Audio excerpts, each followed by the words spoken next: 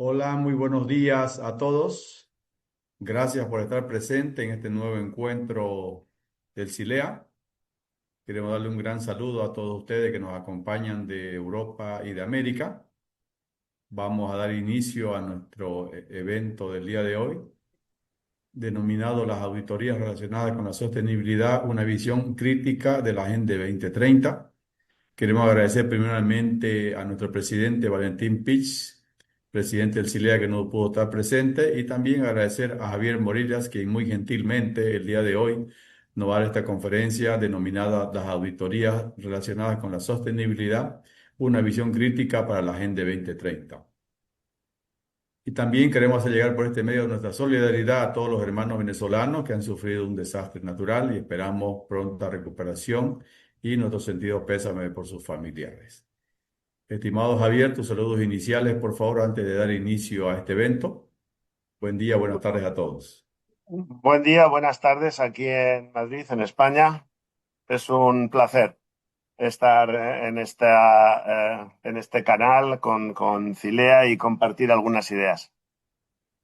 Muchísimas gracias, estimado Javier. En este día vamos a hablar sobre las auditorías que están relacionadas con la sostenibilidad.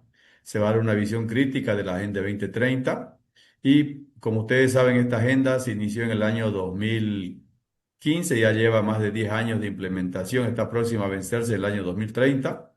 El doctor Morilla nos hará una reflexión sobre los llamados 17 Objetivos de Desarrollo Sostenible de las Naciones Unidas y durante su intervención se propondrán dar una revisión crítica de los mismos y sobre los resultados que se han alcanzado hasta el día de hoy.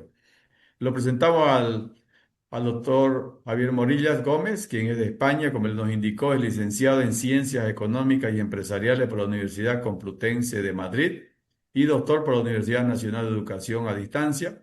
Es consejero del Tribunal de Cuentas del Reino de España. Es académico y especialista en Economía Internacional y Desarrollo. Cuenta con una amplia trayectoria en el ámbito universitario, institucional y de análisis de políticas públicas con especialidad en atención en los procesos de desarrollo económico y sostenibilidad. También es autor de varias conferencias y de algunos artículos que él publica sobre esta especialidad.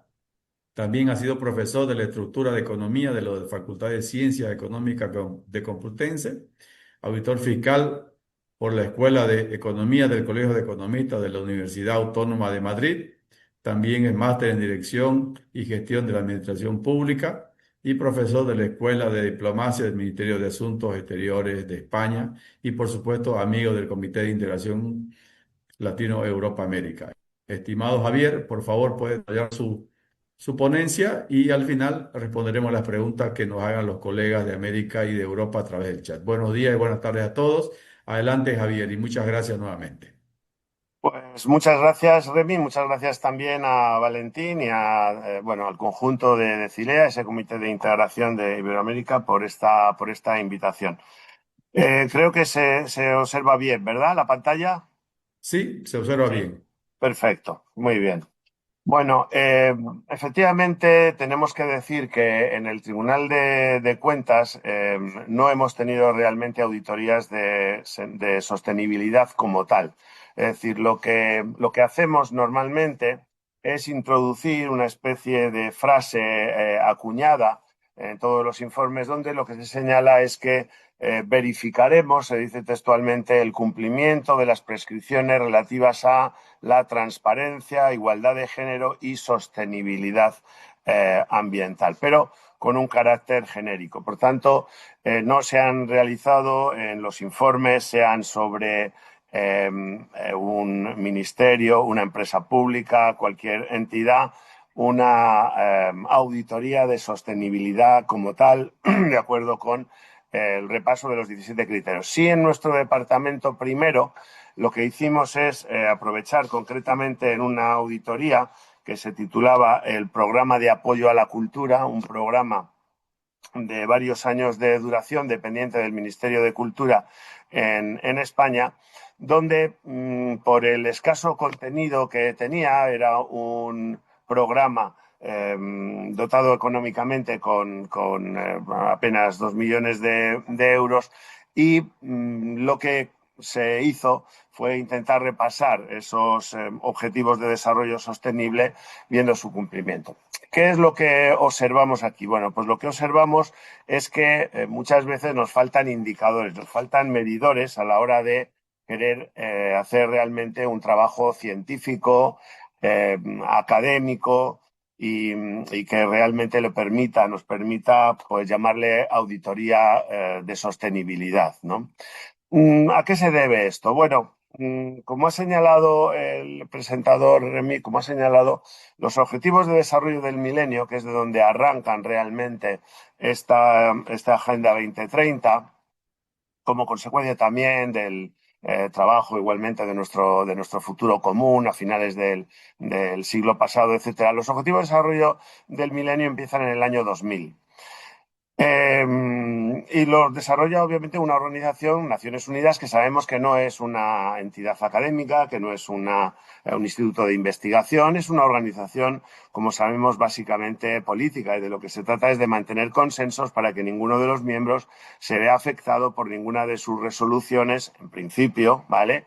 Es decir, que tienden a ser, pues, muchas veces soluciones de compromiso y desde luego sus publicaciones tampoco pueden directamente poner colorado a alguno de sus miembros, aunque algunos sí que se lo merecieran, ¿no? Realmente cuando hablamos de desarrollo económico en economía, nos podemos encontrar, bueno, podemos señalar hasta más de 140 factores que influyen en el crecimiento y en el desarrollo de los distintos países. ¿Qué es lo que ocurre? Lo que ocurre es que normalmente en economía diferenciamos entre variables intermedias y variables finales. Una variable final puede ser conseguir el pleno empleo. Y nosotros podemos decir que en un determinado programa económico o en una fiscalización, bueno, que vamos a fiscalizar el pleno empleo en un país. Bueno, vale, lo que ocurre es que para alcanzar esa variable final, que sería el pleno empleo, tenemos que batir otras variables intermedias, porque es muy difícil que si no se señala otra serie de objetivos parciales vayamos a conseguir ese objetivo final. Por tanto, necesitamos recurrir a variables que sean medibles, necesitamos recurrir a unos indicadores también que sean objetivos, que pueden ser muchos, como he dicho, porque elementos que influyen en el desarrollo de los países son muchos. Pero realmente yo creo que lo que está en el trasfondo de estos afanes positivos de Naciones Unidas es precisamente intentar concretar, o debiera ser concretar, cuáles son los auténticos determinantes de ese desarrollo económico. Es decir, desde la Organización Internacional, de las Naciones Unidas, lanzar un mensaje de en dónde tendrían que centrarse los gobiernos, en qué puntos, más que a lo mejor en otros, para conseguir una serie de objetivos que consideramos centrales. Y esto pues, nos da también pautas de por qué unos países avanzan, por qué otros se estancan, por qué unos eligen unas instituciones, por qué otros eligen unas diferentes, muchas veces cuando incluso sabemos que no coadyuvan al desarrollo y, en definitiva, qué incentivos son los que favorecen el desarrollo económico. Estos objetivos de desarrollo del milenio, en principio, surgen y se identifican en el año 2000 en 8, quedan concretados en 8 en el año 2000, cumplen su ciclo en el año 2015 y es precisamente en el año 2015 cuando surge, bueno, una nueva propuesta, indudablemente porque esta era limitada o se consideró muy limitada, que es lo que se llaman los Objetivos de Desarrollo Sostenible. Ya no Objetivos de Desarrollo del Milenio, tras esos 15 años, sino las ODS de cara a los 15 años siguientes y que efectivamente están prontos a vencer en el año 2030, por tanto, poco más de 3 años y unos meses. Si recordamos, estos 8 objetivos eran, en principio, erradicar la pobreza extrema, se decía, y el hambre, lograr la enseñanza primaria universal, promover la igualdad de género, reducir la mortalidad infantil, mejorar la salud materna, combatir el SIDA y otras enfermedades, garantizar la sostenibilidad del medio ambiente y, en último lugar, fomentar una alianza mundial para el desarrollo. Como señalo, estos objetivos se debieron considerar tan limitados que efectivamente lo que hace el organismo de Naciones Unidas es fijar otros objetivos que, bueno, lo podemos representar los 8 ODMs también, de una forma, si queremos, más bonita, con más colores, ¿vale? Pero lo que va a hacer es prácticamente desdoblar esos 8 objetivos primeros y convertirlos en los 17 del desarrollo sostenible. Tampoco sin una explicación racional, es decir, que hay uno, el primero, que sería fin de la pobreza, recordemos que era uno de los aspectos que estaba ahí señalado, también originalmente, pero que se va a combinar con el hambre cero. Luego tengo unos cuadros donde podemos ver por filas y por columnas cómo se cruzan y cómo se doblaron esos objetivos de desarrollo del milenio en los ODS, ¿no? El tercero sería la atención a la salud y bienestar, el cuarto lo referido a la educación, el quinto la igualdad de género, el 6 el agua limpia y saneamiento, el séptimo la energía asequible y no contaminante, el octavo el trabajo decente, se decía, y crecimiento económico, el noveno la industria innovadora y las infraestructuras, el décimo la reducción de desigualdades, el 11 ciudades y comunidades sostenibles, el 12 producción y consumo responsable, acción contra el clima, vida submarina, el 13 y el 14, vida de los ecosistemas terrestres, el 15, el 16 paz, justicia, instituciones sólidas, 17 alianzas para lograr los objetivos. Pero, ¿qué ocurre? Bueno, que estos son objetivos muy loables y sabemos que a nivel internacional, lo mismo que a nivel de cualquier país, a cualquier gobierno que le dijeran o que se propusiera, vamos a acabar con la pobreza. Bueno, yo creo que a sus ciudadanos les dejaría en principio pues bastante frío. Le digo, oiga, vamos a ver, sí, claro, si todo el mundo quiere acabar con la pobreza y con el hambre cero y con mejorar la salud y bienestar, pero lo que usted nos tiene que decir, si realmente tiene un sentido crítico, económico, porque sabemos que aquí hay muchas personas que vienen de los ámbitos de la sociología, de la psicología, incluso de la antropología, de otros ámbitos que no es la economía, pero nosotros como economistas sí que tenemos que verlos desde la lente de nuestra profesión y sabemos que no nos gusta mucho lo que son brindis al sol porque efectivamente es una forma muchas veces luego de edulcorar la realidad bajo grandes palabras, pero que al final el avance sea muy limitado. Aquí tenemos esos objetivos, también los podemos representar de muchos colores, esos 17 objetivos, pero la realidad es que lo que se hizo en Naciones Unidas fue simplemente duplicar. Aquí en este cuadro de doble entrada vemos cómo el objetivo primero de los ODM era, decíamos, erradicar la pobreza extrema y el hambre, y eso se divide en dos, fin de la pobreza y hambre cero. Recordamos aquí que a mí siempre me acuerdo cuando se habla de reducir la pobreza. Cuando vino el profesor Keynes a España en el año 1930, él dijo que los economistas en 100 años acabaríamos con el hambre en el mundo. Fue una denominación, bueno, fue una expresión y una intervención con ese gran titular, ¿no? En la prensa española de la época, en Madrid.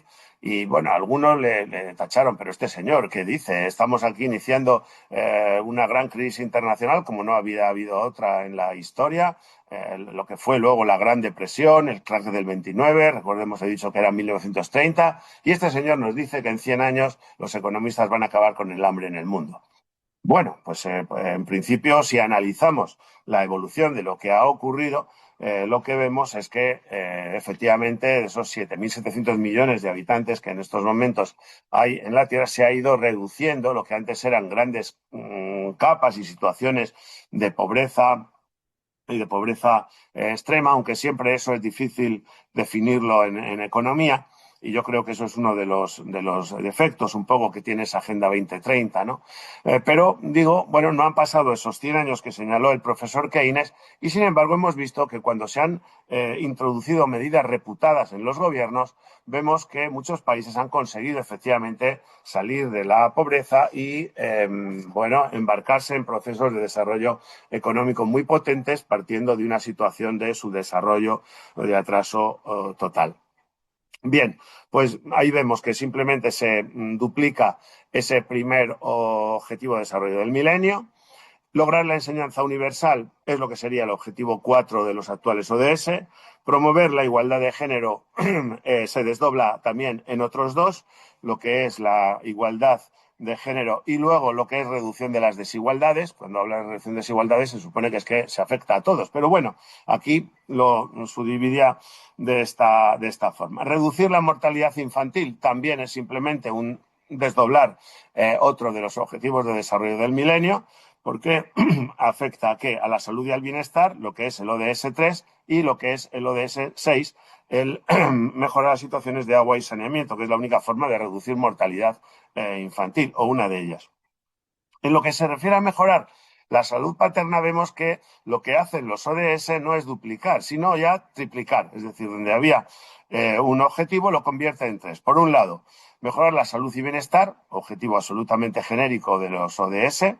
El segundo, tener agua limpia y saneamiento, es que va de suyo, a nuestro modo de ver, y tener una energía asequible y no contaminante, que es otro, bueno, desideratum, bien, todos queremos tener una energía no contaminante. Por tanto, en uno aquí se convierten en tres. Combatir el VIH y el SIDA era el objetivo 6 del milenio, y ese pues lo podemos sintetizar en lo que es la mejora de la salud y bienestar en los países, lo que es el objetivo 7, garantizar la sostenibilidad ambiental. Aquí lo que vemos es que afecta a 1, 2, 3, 4, 5, 6, nada menos de los objetivos de desarrollo sostenible, es decir, que nos ponemos tan estupendos que se supone que es el séptimo objetivo de desarrollo del milenio y va a afectar a tener una energía asequible no contaminante, bien y loable fin, tener ciudades y comunidades sostenibles, tener una producción y un consumo responsable, todos lo quisiéramos, que nuestros ciudadanos lo tuvieran. Es un objetivo macroeconómico que depende, obviamente, de los comportamientos individuales. Eso es microeconomía. Acción contra el clima, en este caso ya nos encontramos con otro objetivo macro, pero dentro de ese mismo punto 7 que tenían los ODM. Luego, lo de la vida submarina, mejorar la vida submarina y ya la vida de los ecosistemas terrestres. Es que ya, bueno, nos hemos desdoblado de una forma que resulta su medición bastante complicada, y sabemos que en economía lo que no es medible, pues realmente va a tener la posibilidad de ser burlado realmente por cualquiera de los gestores públicos. Lo que era el objetivo 8 de los, de los objetivos de desarrollo del milenio se mantiene porque es el 17. Es simplemente que hay que intentar conseguir alianzas para lograr ese objetivo. Es decir, que realmente vemos que esos ODS al final lo que han sido, podemos decir, casi culminando ya estos 15 años, duplicar y en algunos casos triplicar o más alguno de los objetivos originales, y seguir añadiendo, pues se podrían haber añadido pues otros ítems más concretos. Pues mejorar salud también de los niños entre 7 y 10 años, por ejemplo. Bueno, pues, pero no deja de ser el ítem de mejorar la salud y bienestar.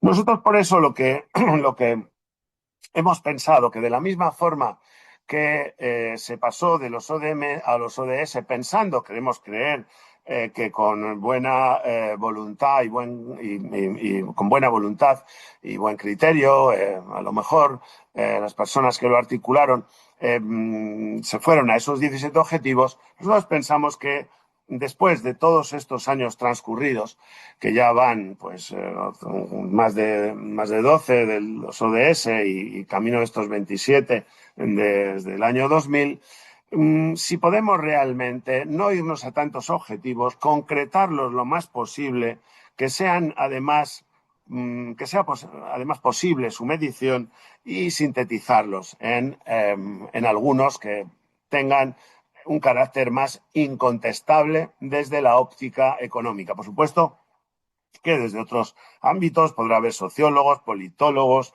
periodistas, otras personas ajenas al ámbito económico que puedan querer cuestionarlo. Bueno, estamos abiertos a la discusión y llevarlos a ese terreno, yo creo, de discusión de la teoría y la práctica económica. Bueno, pensando en esto es precisamente en los que hemos elaborado nuestros 10 determinantes del desarrollo económico. Es decir, ni 8 ni 17, nosotros concretaríamos en 10. ¿Cuáles son esos 10 determinantes? Sabiendo que es difícil, porque como hemos señalado, los países pueden tener, y de ahí nuestras auditorías es muy fácil centrarlos y tenemos, por tanto, menos elementos que computar. Podemos llegar a tener a 130 hasta más de 140 elementos del factor tierra, factor trabajo, factor capital, las instituciones, el déficit, la deuda, etcétera, etcétera. Bueno, pero nosotros, como digo, hemos elegido 10, ¿vale? Y vamos a señalar cuáles son esos 10 fundamentales y por qué elegimos esos 10 y no otros. ¿Cuáles son estos 10? Bueno, los tenemos aquí. El primero de ellos es la atención al sector agrario. La atención al sector agrario. Si vemos aquí, en esta tabla también de doble entrada, la atención del sector agrario es un ítem, es un objetivo que afecta a los 17 ODS, ¿vale?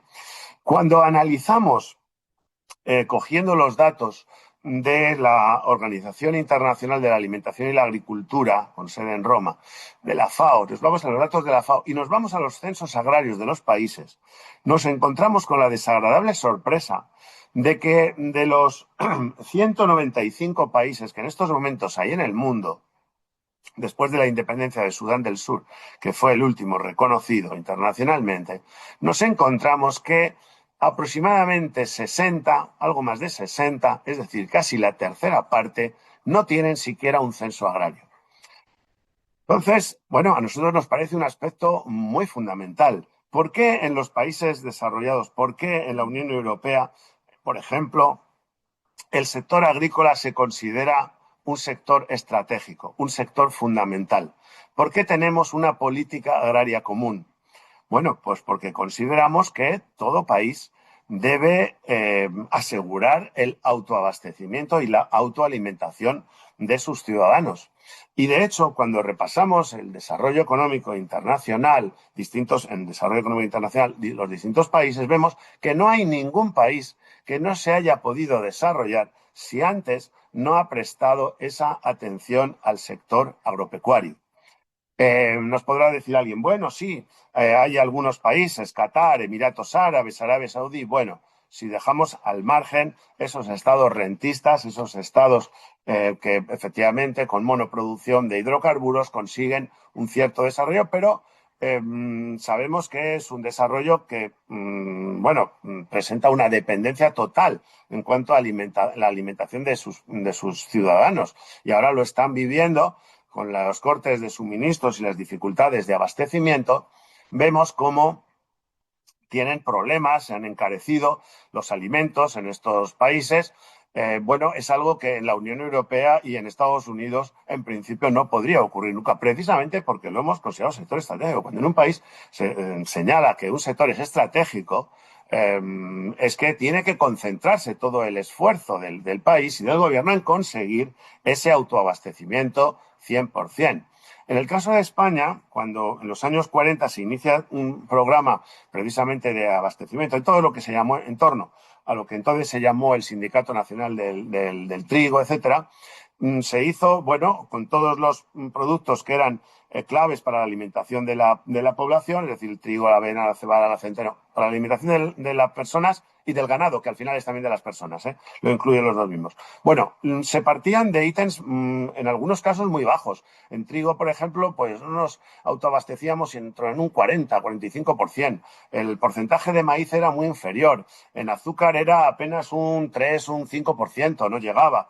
Bueno, pero año a año, efectivamente, se fue consiguiendo, y en el año 1977 la economía española se podía autoabastecer al 100% de azúcar, que era algo que no tenía por la transformación industrial de la remolacha, que se primó mucho, y con un sistema de precios de garantía, de precios de orientación, que animaba a los agricultores, campaña tras campaña, a cultivar, a sembrar aquellos productos que se consideraba que eran en ese momento importantes y que había que llegar a ese 100%. Por tanto, no es algo que no se pueda lograr. Lo han hecho, se ha hecho dentro de la Unión Europea, lo ha hecho España, lo ha hecho Estados Unidos, lo han hecho otros países, lo ha hecho Holanda, que es un país ganado al mar. Si hay algún país que alguien pudiera pensar que tiene pocas dificultades para autoalimentarse, podría ser Holanda. Pues no, es un gran país exportador y bueno, y lo han hecho otros países del mundo porque se ha considerado siempre que era un aspecto fundamental y que si no había esa atención al sector agrario, iba a ser muy difícil que luego se pudiera diversificar la economía. De hecho, si recordamos toda la revolución industrial, parte de los excedentes que se acumulan durante el siglo XVIII y durante el siglo XIX, me estoy refiriendo a los países europeos, en el sector agropecuario, y luego de esos excedentes de capital es donde se va yendo a la inversión en los otros subsectores del industrial, en el sector aeronáutico, en el sector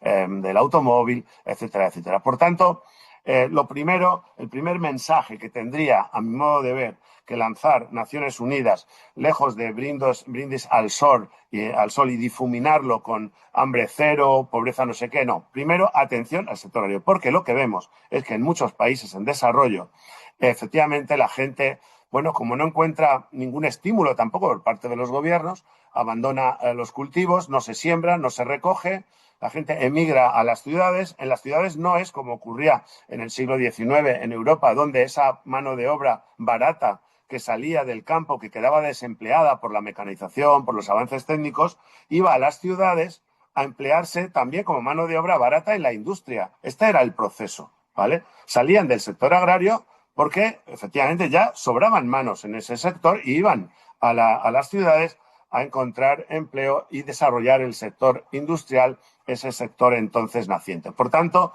desde ese sector primario, agropecuario, es como se consigue esa diversificación. Es muy difícil si un país no ha conseguido un grado de autoabastecimiento en el sector agropecuario importante que pueda desarrollarse. ¿Por qué? Porque parte de los capitales que necesitaría para ser invertidos en la industria o en el sector terciario, en la banca, etcétera, pues tiene que dedicarlo a importar alimentos. Y esos tienen que salir del suelo y tienen que salir con el trabajo individual de las personas. Y esas millones de personas que emigran, esto lo vemos cuando proyectamos una imagen, si pudiéramos proyectar una imagen de África y de algunos otros países en Asia, en algunas otras zonas también del mundo, desde la Luna o desde más arriba, vemos cómo hay un flujo constante de población que va del interior hacia las costas y del interior hacia efectivamente los núcleos urbanos, pero en muchos casos simplemente porque es el centro de gravedad económico más cercano, con ánimo de saltar al centro de gravedad económico exterior, también más próximo, sea Estados Unidos en un caso, o sea en Europa desde países de la órbita del Mediterráneo Sur hacia Italia o hacia España o hacia Francia, etcétera, pero lo que nos deja es vacío esa posibilidad de autoalimentarse, esa posibilidad de autoabastecerse, además muchas veces con unas tierras que son muchísimo más fértiles que las europeas. Es decir, si Europa, que tenía una de las tierras menos fértiles del mundo, ya no voy a decir España, que es de las menos fértiles a su vez dentro de la Unión Europea, y además con zonas montañosas, etcétera, y con una riqueza edafológica muy pobre, si lo han conseguido, otros países del mundo con tierras mucho más fértiles y ricas, claro que pueden hacerlo. Por tanto, ahí tenemos lo que consideramos los economistas un primer determinante para el desarrollo y que, como digo, influye en todos. Es decir, influirá en no solo poner fin a la pobreza, sino reducir el hambre, afectará a la salud, porque si estás mal alimentado, obviamente tampoco vas a tener buena salud, va a afectar a la capacidad de educación, por lo mismo tampoco va a poder haber asimilación, igualdad de género, ni habrá agua limpia, energía asequible, ninguno de esos ítems. ¿Cuál es el segundo punto que hemos señalado? El segundo punto. Pues el segundo punto es el papel institucional de la mujer. Aquí sí que los Objetivos de Desarrollo del Sostenible han hecho hincapié, pero debemos efectivamente institucionalizarlo de modo que pueda de alguna manera ser medible, sabemos que no es fácil. Pero ¿qué es lo que nos encontramos? Nos encontramos que en aquellos países donde ese papel de institucional de la mujer no es reconocido por el conjunto de la sociedad, y sabemos que hay países en el mundo que obligan a las mujeres a una determinada vestimenta, que no las dejan salir con libertad a la plaza pública, que no las dan libertad para estudiar, etcétera. Bueno, cuando eso se produce, sabemos que normalmente se va a corresponder con un país que la pobreza es importante y su desarrollo económico. Los economistas realmente vamos a poder avanzar, que va a ser imposible de desarrollar en el futuro. Y, de hecho, si sacamos una correlación entre el mayor papel, el reconocimiento más o menos importante institucional de la mujer en una sociedad, está en una correlación directa a el menor o el mayor nivel de pobreza que va a tener. Esto lo podemos efectivamente también valorar en indicadores referidos a la presencia de la mujer en las entidades públicas, en los medios de comunicación, en la educación, en la propia normativa, en la propia legislación del país. Pensemos que todavía todos los años hay millones de niñas que son sometidas a ablaciones de clítoris en sus países de origen, con lo que eso supone luego de enfermedad, muchas veces remisible, en muchas ocasiones la muerte. Y además son países persistentemente pobres y destinan una serie de recursos a paliar lo que realmente desde la óptica económica consideramos como una salvajada que tendría que ser prohibido. Yo diría más como economista, que Naciones Unidas tendría que poner a los países donde esas prácticas tienen lugar fuera de la atención de la ayuda internacional al desarrollo. Porque es que va a ser imposible que con ese marco legal en la mujer, sometiéndola a ese papel tan absolutamente secundario, pueda desarrollarse. Porque es como decir que vas a prescindir del 50% de la población laboral susceptible de trabajar en el país. Entonces, si ya para empezar prescindes de ese 50% de la población, pues realmente ya pinta muy mal lo que va a ser el desarrollo del país y nos encontramos con decenas y decenas de países donde esto, bueno, está institucionalizado.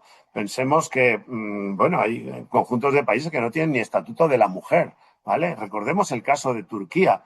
Turquía todavía en el primer cuarto del siglo XX, en los años 20, era un país atrasado en ese sentido, con eh, muchas carencias, pero llegó a un gran reformador, como fue Kemal Atatürk, y permite a la mujer salir a la plaza pública, elimina esa obligatoriedad de los chadores, etcétera, permite que la mujer estudie, permite que la mujer trabaje, elimina esa educación de las madrasas que infravalora a las mujeres.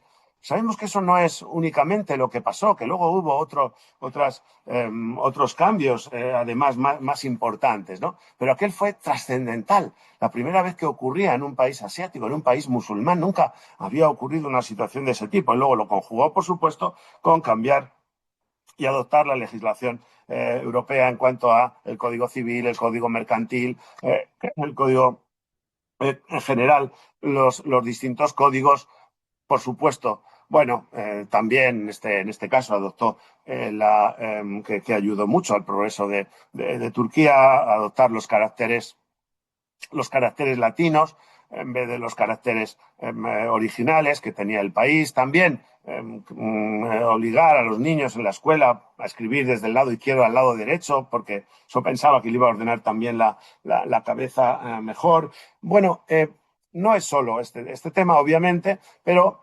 Kemal Atatürk consiguió en un periodo de tiempo muy corto hacer de ese país atrasado, asiático, como digo, pobre, pues convertirlo en un país que se ha incorporado a Eurovisión, que está en la OTAN, bueno, que tiene un papel importante. Por tanto, consideramos ese segundo aspecto como un determinante clave. El tercero, ¿puedes estar un poquito de agua, por favor? El tercero sería la estabilidad de precios. La estabilidad de precios. Aquí vemos también que la estabilidad de precios es que impacta en los 17 Objetivos de Desarrollo del Milenio. Y sin embargo, nadie de las mentes pensantes de estos ODS, ni siquiera de los ODM anteriores, se le ocurrió pensar que esto de mantener estabilidad de precios es fundamental para el desarrollo económico de los países si no queremos hacer brindis al sol. Cuidado, si lo que queremos es hacer brindis al sol, entonces ya estamos en otra cosa. Y la prueba es que los países europeos, o el caso de Estados Unidos también, por señalar unas referencias concretas, eh, consideran estabilidad de precios. En el caso de la Unión Europea es un más menos 2%. Es decir, la inflación no se puede ir por encima de ese 2%. Ya estamos ahí en ese margen. Ahora, por los acontecimientos recientes, en la guerra de Ucrania y antes la pandemia, etcétera, hemos superado esos límites, 3,5 estamos, perdón, en algunos casos, pero efectivamente, sin estabilidad de precios, pues el desarrollo en un país es como intentar echar o rellenar, echar monedas a la fosa de las Marianas. Es imposible, nunca se va a rellenar. Un país que no consigue vencer a la inflación no va a conseguir el desarrollo económico nunca. Y es un requisito necesario, pero no suficiente. Cuidado, es necesario tenerlo, pero no va a ser suficiente. Pero sabemos que uno de los objetivos centrales, y en esto Naciones Unidas tiene que ejercer ese carácter pedagógico, es que, bueno, nos encontramos con países que tienen un 100% de inflación, 200%, ya no voy a decir casos muy extremos, 10.000%, 100.000%, que los hay, incluso superiores. Ahí tenemos caso de Venezuela, lamentablemente, caso de Zimbabue, muchos otros casos, pero es que ya no ni con el 30 ni con el 40%. Digo, pero ¿cómo es posible? Los ahorradores, las familias necesitan tener para sus proyectos vitales de ahorro, de gasto, y los emprendedores también para sus proyectos de inversión, tener un horizonte de estabilidad de precios, no estar jugando con que va a haber que estampillar ceros al final del año en sus billetes o en sus monedas, o que sus nacionales tengan que recurrir a una moneda extranjera porque no tienen fe en la propia, que eso es lo que al final ocurre. Que como es una moneda que sus propios gobernantes no atienden a este objetivo vital, pues no entra entre las grandes divisas convertibles, nadie las quiere y, bueno, de forma autoritaria los gobiernos pues obligan a sus ciudadanos a utilizar una determinada moneda que ellos dicen que vale una determinada cantidad en dólares o en euros, etcétera, pero que internacionalmente sabemos no se les reconoce precisamente por esa inestabilidad de fondo y porque su Banco Central emite una cantidad de moneda que es superior a la generación de PIB que tiene el país, y eso es lo que genera la inflación. Esto ya lo señaló Tomás de Mercado y el padre Mariana en el siglo XVI, en el siglo XVII, la propia escuela de Salamanca en España nos alertó sobre los problemas y las desgracias que traía la inestabilidad de precios y la inflación. ¿Cómo es posible que este indicador no esté entre los grandes objetivos ni del milenio, ni de los sostenibles, ni de nada en Naciones Unidas? Cuando, ítem más, en el caso de la Unión Europea, cuando se crea el euro, conscientes de esta situación, ¿vale? Conscientes de esta situación, una de las condiciones que se puso para los países europeos que quisieran incorporarse al euro fue precisamente el tener una inflación que fuera menor o igual a la media de los 3 países con menos inflación más 1,5 puntos, precisamente para cogerse a lo que pudieran ser los países más virtuosos, que entonces tenían una inflación de 1,5, 1, 0,7, bueno, pero otros no, otros estaban muy por encima. El caso de Grecia, por eso no entró, estaba muy fuera de los objetivos. España entonces tenía un 6,5, pero bueno, acometió en los 2 años siguientes esa carrera a ajustar su inflación, y efectivamente, pues lo mismo que Italia, que había estado en una situación de 27% de inflación, una situación casi de argentinización de la economía a finales de los años 70, también Inglaterra en ese momento, recordemos. Bueno, con esos niveles se consideraban unos niveles inaceptables en Europa y sigue figurando como los acuerdos de Maastricht. La ciudad que tradicionalmente en Europa se había conocido como Maastricht, siempre en la Unión Europea a la hora de firmar grandes acuerdos y tratados, pues se intenta hacerlo en una ciudad que haya sido histórica por algún acontecimiento importante en el devenir de los países europeos y Maastricht, como se decía en español, pues había sido una ciudad española, holandesa, francesa, alemana, disputada siempre, había causado mucha sangre, mucha guerra. Y dice, bueno, pero ahora Maastricht o Maastricht va a estar asociada precisamente a la estabilidad, a los acuerdos de Maastricht, a fijar lo que deben ser unos estándares de economía que apuesta realmente por el desarrollo. Por tanto, la estabilidad de precios en ese sentido es fundamental. Aquí, bueno, tenemos esos aspectos que acabamos de señalar antes, ¿vale? Es una condición sine qua non para el desarrollo, no suficiente, pero necesaria. La inflación realmente es un impuesto para los pobres, como señalaba en el año 1610, ya decíamos el padre Mariana y toda la escuela de Salamanca. Y era uno de los aspectos que decía cuándo era lícito levantarse contra el rey.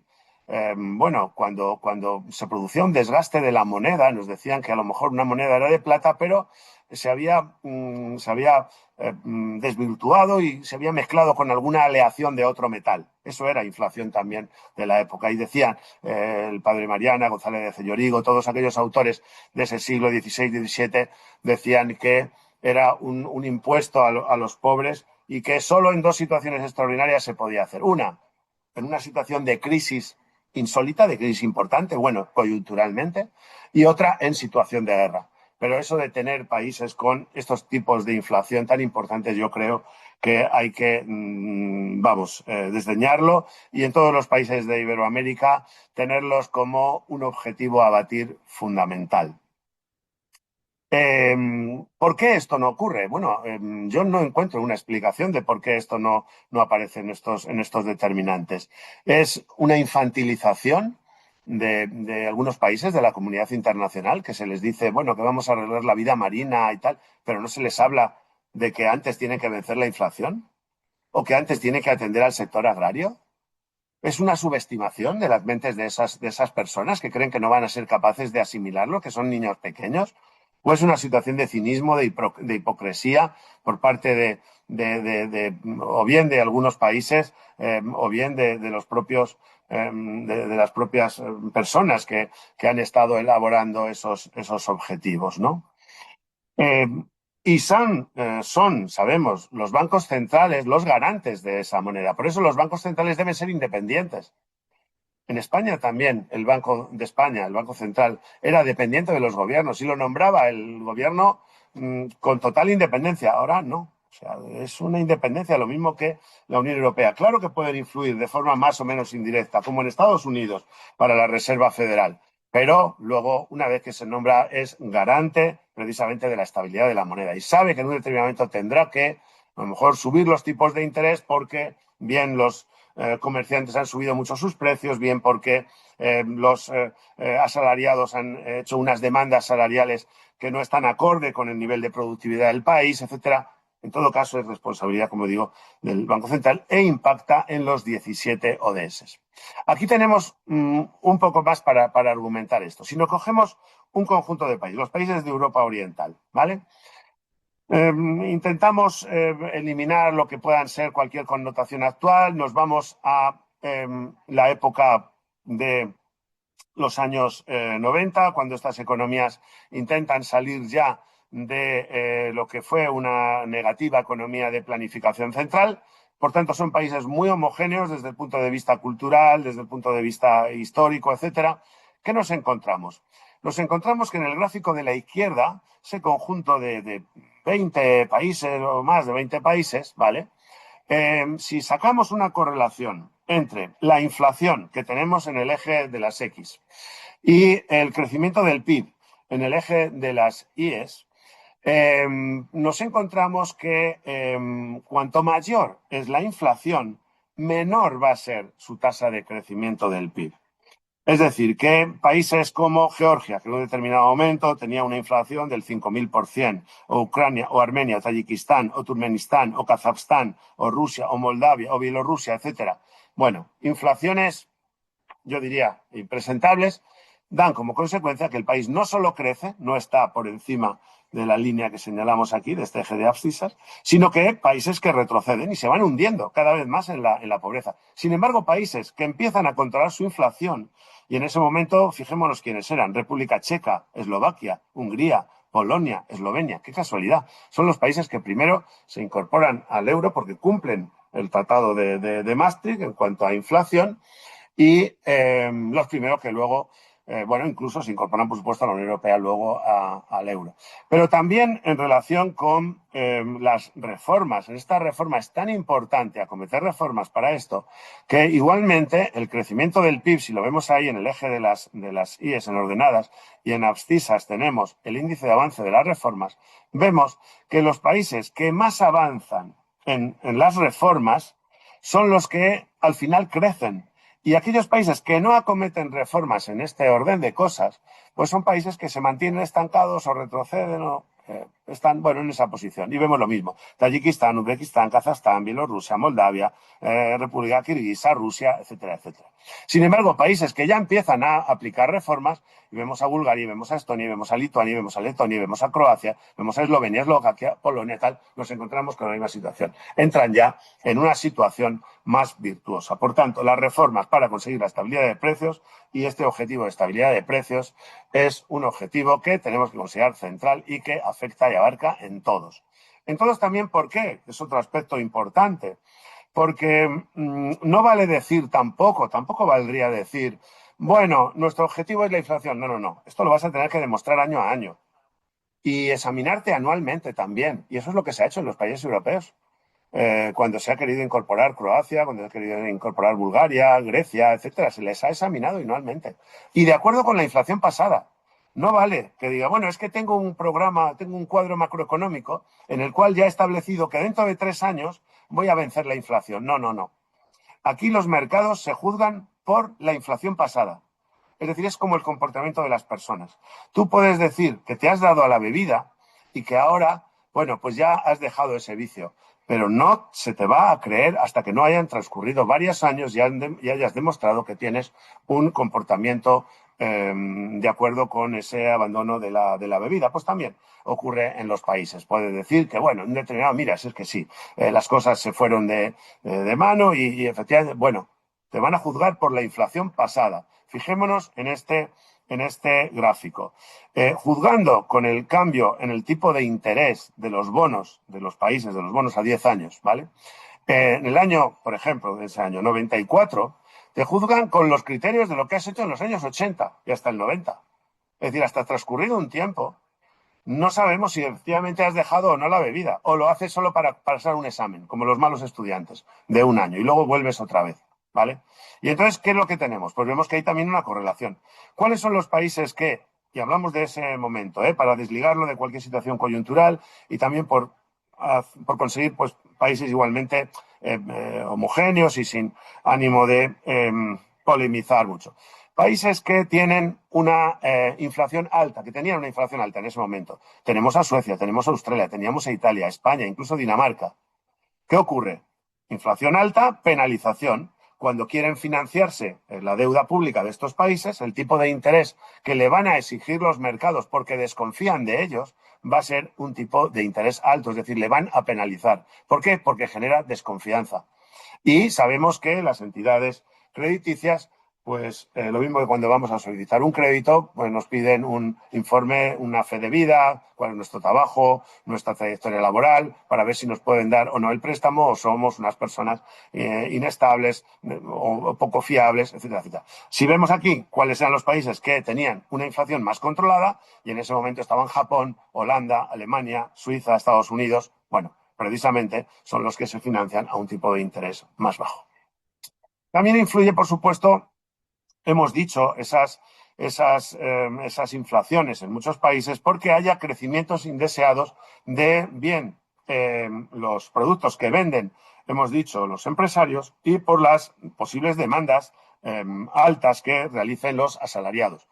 Aquí, ¿qué es importante? Pues es importante que toda la evolución salarial en el país esté en correspondencia con la productividad. Es decir, que el nivel salarial esté ligado a productividad, que es ese trazo fino que aquí vemos. Lo vamos a explicar. Aquí tenemos un ejemplo de varias empresas A, B y C, con una productividad muy alta en algunos casos, vemos esos países A, otros con una productividad muy baja, países C.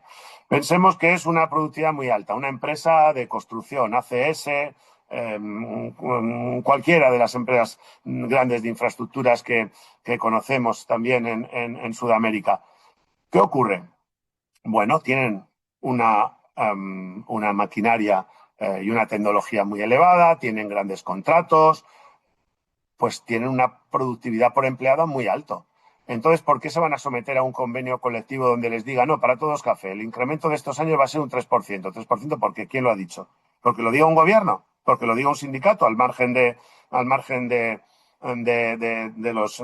la economía real? Lo único que conduce eso es a más pobreza. No, será pues en proporción a la productividad. A lo mejor, si el pacto que se llega con los sindicatos, imaginémonos en una situación de convenio colectivo, que desgraciadamente hay muchos países donde todavía los convenios colectivos afectan a una gran parte de la población laboral, y está fijado en el 3%, y dice, no, no, es que estas empresas son muy productivas y por tanto, en vez de subir solo el 3% a sus empleados, le puede subir el 5%.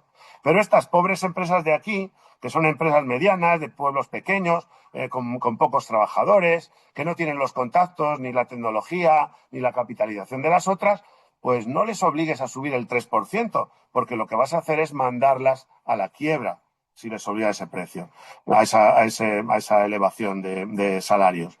Y mientras que están en el mercado, bueno, pueden pagar sus impuestos, mantienen trabajadores empleados, pueden pagar la seguridad social, etcétera. Por tanto, los niveles salariales de un país siempre tienen que estar ligados a la productividad, porque algunos economistas dicen que la productividad es casi en economía lo más importante, y otros economistas, el resto, dicen que es lo único importante. Y eso está vinculado precisamente con la estabilidad de precios, como hemos señalado. ¿Cuál es el cuarto de los determinantes? Vamos a intentar acelerar un poquito para dar lugar al coloquio. Bueno, que haya tribunales de justicia independientes, que se dé valor a la firma de los contratos, a lo firmado. Hay muchas zonas en España donde dicen, bueno, aquí, esto lo decía mucho el presidente del Banco Santander, Emilio Botín, bueno, como en el norte, como en Santander, nos damos la mano y, bueno, como cuando se intercambiaban unas cabezas de ganado, tal. Basta con la palabra dada. Él decía que bastaba con mirar a los ojos, mirar a los ojitos a la otra persona. Y luego ya le decía que vinieran los abogados si lo había encontrado que eso era adecuado. Pero más allá de esta anécdota, efectivamente tenemos que tener una división clara de poderes, que sean unos jueces profesionales que hayan superado una oposición. Cuanto más dura mejor, porque los cualificará y los dará mayor independencia.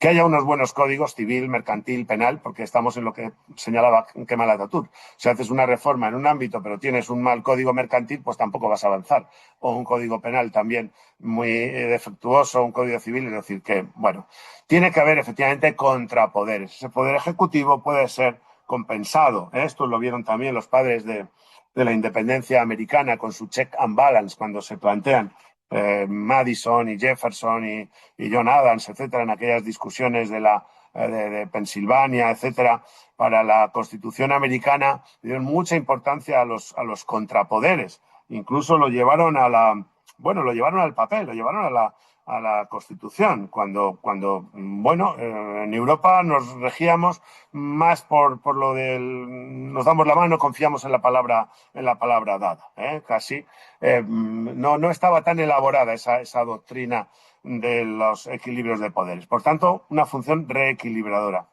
que da un cumplimiento eficiente a los contratos, y eso da previsibilidad a la economía. Se cumplen las reglas de juego y por tanto se da eficiencia también a los actores económicos, a las familias, etcétera.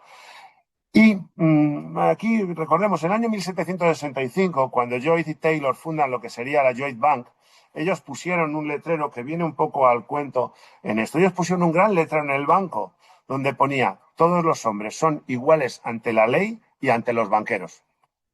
¿Qué querían decir en ese momento? Bueno, cuando había una época que no se estaba prohibido prestar a determinadas minorías, minorías negras, etcétera, decían, no, no, no, todos son iguales ante la ley, decía, y ante los banqueros. Es decir, si tú presentas un buen proyecto, si eres una persona fiable, si eres una persona solvente, si has tenido una buena trayectoria profesional, honrada, honesta, por supuesto que un banco debe ayudarte, debe financiarte ese proyecto emprendedor que tienes. Bien, pues es que el tener estos tribunales de justicia independientes, y sabemos cuando no lo son el coste que eso tiene, impacta en por lo menos 14 de los 17. Si nos vamos de nuevo a nuestro cuadro de doble entrada, veríamos que efectivamente ese indicador de los tribunales de justicia impacta en el 1, en el 2, en el 3, en el 4, bueno, salvo en la acción contra el clima, que es discutible, la vida submarina y la vida de los ecosistemas terrestres, que son tres de los que podemos casi calificar brindis al sol de los ODS, ¿vale? Pero en los otros 14 impacta directamente. Es que no puede haber ni justicia, efectivamente, pero es que tampoco puede haber un consumo y una producción responsable, porque un emprendedor que no se va a sentir asistido cuando se incumple un contrato o una familia que va a comprar un activo y luego no se le reconoce que efectivamente es un activo adquirido legalmente, etcétera, o puede ser, bueno, usurpado de cualquier. Bueno, eso impacta, como digo, en 14 de los 17. El quinto es el que se refiere a los registros de la propiedad. Esto nos parece, claro, en Europa nos puede parecer muy elemental, ¿no? Que exista un registro de la propiedad donde hay una titulización de todos los bienes y propiedades, tanto urbanas como rurales, ¿no? Porque efectivamente cualquier persona que viene normalmente a los países europeos o Estados Unidos sabe de quién es la propiedad de esa persona, sabe quién lo ha tenido antes y sabe que no puede sufrir ningún engaño. Porque los registros de propiedad son los que garantizan que esos derechos de propiedad son seguros. Tampoco en todos los países esto, fijaos, hasta hace 15 años, hasta la recesión última, en los años 2009, 2013, 14, había países, Grecia, por ejemplo, no lo tenía. Había tenido una tradición otomana, de ocupación otomana durante varios siglos, y tenía muchos defectos en su configuración económica, y uno de ellos era esto. Y se había ya hecho un préstamo a Grecia para que elaborara esos registros de la propiedad en todo el país. Y no lo había hecho, sin embargo, se gastó el dinero en otras cosas y no se hizo eso. ¿Qué ocurrió? Que cuando fue intervenido, es decir, que cuando fue a la quiebra, lo mismo que Irlanda, lo mismo que Chipre, lo mismo que Portugal, los 4 países que fueron intervenidos, y llegaron las personas del Banco Mundial, del Banco Central Europeo y de la Comisión Europea a hacerse cargo del gobierno del país durante unos meses, además de, bueno, cancelar televisiones públicas, entidades que no tenían ninguna aportación al desarrollo económico, etcétera, fue crear los registros de propiedad. Y ahora vemos que Grecia es uno de los países más vibrantes y que tiene un crecimiento económico más sostenido dentro de la propia Unión Europea. Además es que los estudios del Banco Mundial aumentan el valor. Dice que se aumentan solo con la titularización, que si está el valor de las tierras entre un 43 y un 81% por la seguridad que da a los tenedores. También en las fincas urbanas y la producción, el PIB, entre un 14 y un 25% de crecimiento. Mejora el acceso al crédito, mejora la bancarización, y si un país no está bancarizado, ¿qué es lo que ocurre? Pues lo que ocurre es que lo que crecen son los prestamistas rurales. Entonces volvemos al siglo XV, al siglo XIV, XIII en Europa, ¿no? Donde eran pequeñas minorías, en este caso, bueno, minorías judías, que como no se les dejaba tener propiedades de tierra, no podían dedicarse a las labores agrícolas ni comprar activos, pues tenían que tener activos muebles. Es decir, estaban prestos a una expulsión, bueno, pues tenían que tener dinero en efectivo para marcharse si esa espada de Damocles que tenían venía por un decreto de un momento a otro y se dedicaban a prestar. Claro, ¿qué hacían? Lo prestaban a un tipo de interés alto porque no había una banca conformada como tal y unos tipos de interés también, unos tipos de interés abusivos, que eran lo que muchas veces luego desencadenaba todos esos procesos de ira contra esta comunidad. Fomenta la gestión ambiental, reequilibra los territorios dentro de los países, estimula el trabajo fuera de la propiedad e impacta en 14 de los 17 Objetivos de Desarrollo Sostenible. El sexto es el marco Estimado constitucional Javier, estable. disculpa, nos faltan cinco ¿Sí? minutitos, por favor, para 5 minutitos, muy bien. El Por sexto favor, sería gracias. el marco constitucional estable. Fijaos que aquí es un elemento que la propia Constitución española tuvo su segunda enmienda a raíz de la recesión última para señalar que el país no podía endeudarse en un porcentaje que fuera superior a ese crecimiento del PIB en el artículo 135. Bueno, lo que va a favorecer esta fortaleza de instituciones es la corrupción. El indicador de corrupción cada vez se utiliza más para los tipos de interés de la deuda de los países, para analizarlos. Sabemos que es un indicador entre 0 y 10 y es una correlación directa también. A mayor corrupción, mayor nivel de pobreza. Menor corrupción, menor nivel de pobreza. E impacta en los 17 ODS. Ahí tenemos, y luego lo podemos ver, los países más corruptos del mundo no tienen posibilidad de desarrollo, los países menos corruptos, donde están algunos otros, el caso de España o el caso de Portugal, etcétera. Bien, la educación, otro de los aspectos importantes. Un país llega hasta donde le llevan sus universitarios. Por tanto, la calidad de sus centros estadísticos y de investigación es lo que va a marcar ese límite e impacta en los 17 ODS. Ahí tenemos esa relación con el déficit y los tipos de interés. Otra gráfico, si tenemos luego, lo podemos comentar. El octavo sería el referido a la seguridad. Es un prerequisito. Es como jugar un partido donde en un equipo juegan 17 personas y en otro juegan 8. Pues está desequilibrado. La seguridad tiene que estar garantizada e impacta en los 17. El economista y premio Nobel Gary Becker habla del coste de oportunidad del delincuente. Si el delincuente piensa que no va a haber ninguna penalización, va a seguir delinquiendo. Él hace un coste económico en su cabeza. El aspecto 9, aquí lo tenemos también más ilustrado, son las infraestructuras. Un país muy poco dotado de infraestructura, España. ¿Qué ha tenido que hacer para llegar a un desarrollo mayor? Realmente doblegar esa infraestructura adversa. Es uno de los 12 pilares de la competitividad global tras las instituciones e impacta en los 17. Y sabemos que es complicado, porque esto supone primero una abstinencia en el gasto y en el consumo en el país para destinarlo a la infraestructura. Y el país no va a poder tener un nivel de consumo alto en su población si antes no acomete esas obras de infraestructura. Por tanto, va a haber una situación de abstinencia en el gasto y de limitación del consumo de los ciudadanos que van a tener que reorientar sus capitales hacia esas infraestructuras si son adversas de partida. Y el décimo son los valores. Bueno, la propia contabilidad nacional de nuestros países señala uno de los sectores institucionales a las familias, ¿vale? Por tanto, no es lo mismo el valor de la familia que exista en un país o en otro, si son, bueno, es una relación poligámica o es una relación tribal o es un hogar desestructurado. Eso tiene un impacto microeconómico en todos los aspectos. Las escalas de valores también dependen en muchos países. El premio Nobel James Buchanan se pregunta ¿por qué es bueno pagar a los predicadores? Bueno, es que realmente supone un ahorro para el país. Pagamos menos policía, hay menos robos, menos delincuencia si hay unos valores compartidos que efectivamente nos difunden el que debemos ser mejores. Por tanto, los valores cívicos, los valores morales impactan en los 17 ODS. Bueno, estas son mis propuestas y me abro a las sugerencias, a la polémica. Gracias.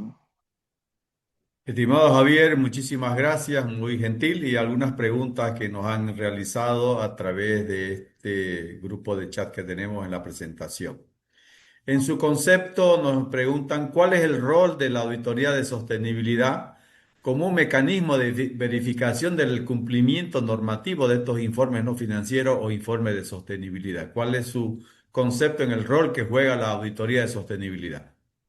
Bueno, yo le digo que en el Tribunal de Cuentas del Reino de España estas fiscalizaciones de sostenibilidad como tal no las estamos llevando a cabo. Tenemos fiscalizaciones de cumplimiento, tenemos fiscalizaciones financieras de distinto tipo, pero el meternos a identificar si se puede hacer, bueno, se podría hacer de forma muy limitada. Es que vamos a ver, ¿cómo cogemos y nos metemos con estos 17 objetivos que señalábamos, ¿no?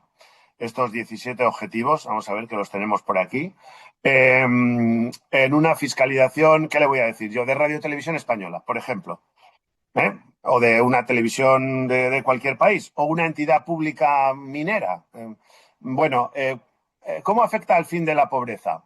Bueno, pues tendremos que mirar a ver cómo se reparten esos beneficios, si es que la empresa tiene beneficios. ¿Cómo afecta al hambre cero? Pues tendrá que ser lo mismo, es que están muy igualados los dos.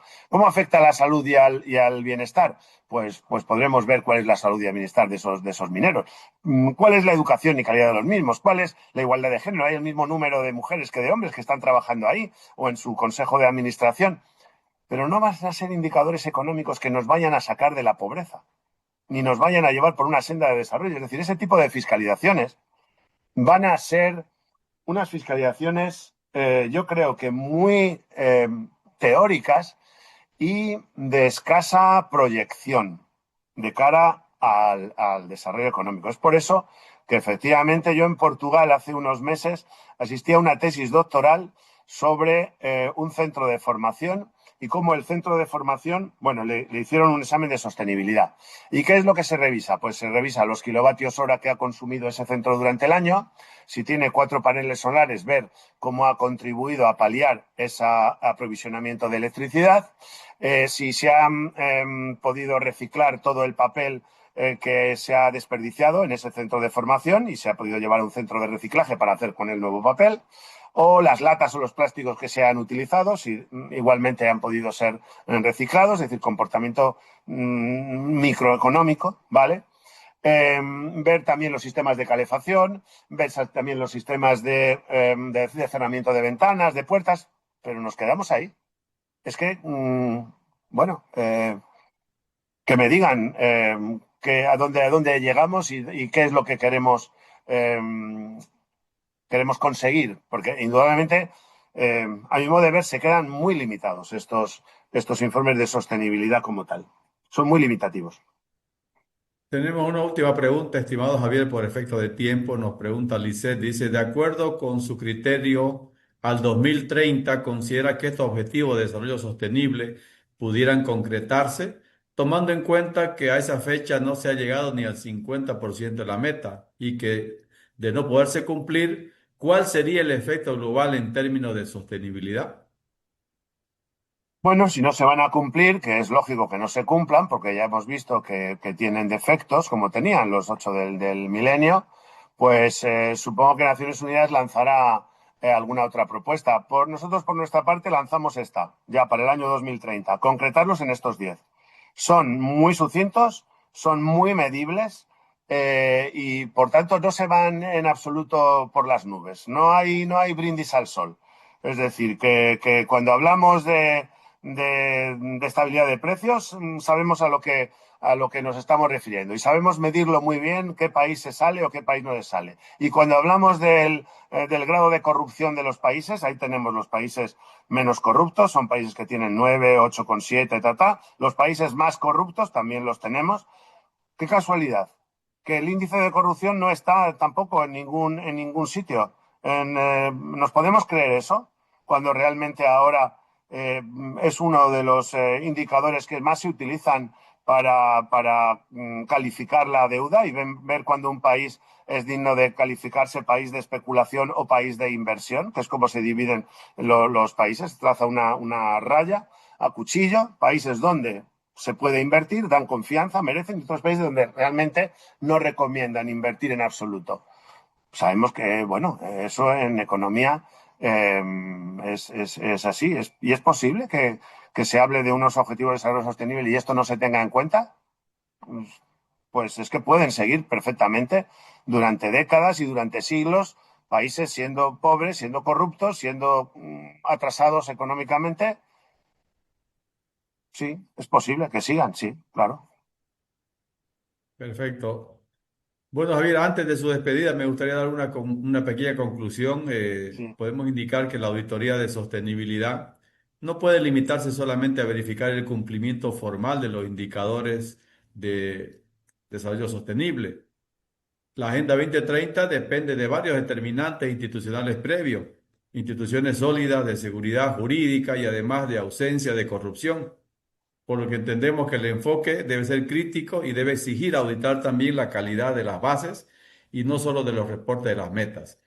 Su palabra final, estimado Javier, para poder cerrar este evento y le agradecemos nuevamente a nombre de Valentín Pichi, nuestro presidente del CILEA, y nos despedimos de todos los colegas que hoy día nos han acompañado. Bueno, ha sido un placer cambiar impresiones con todos, dar este repaso un poco crítico, con ánimo, pues precisamente de mejora. Tenemos 3 años por delante. Yo creo que se pueden reorientar de la misma forma que en el año 2015 se reorientaron los objetivos que se habían fijado en el año 2000.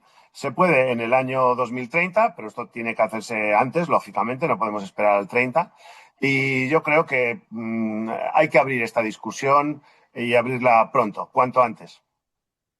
Perfecto, muchas gracias Javier, un gran abrazo y Dios mediante nos veremos pronto.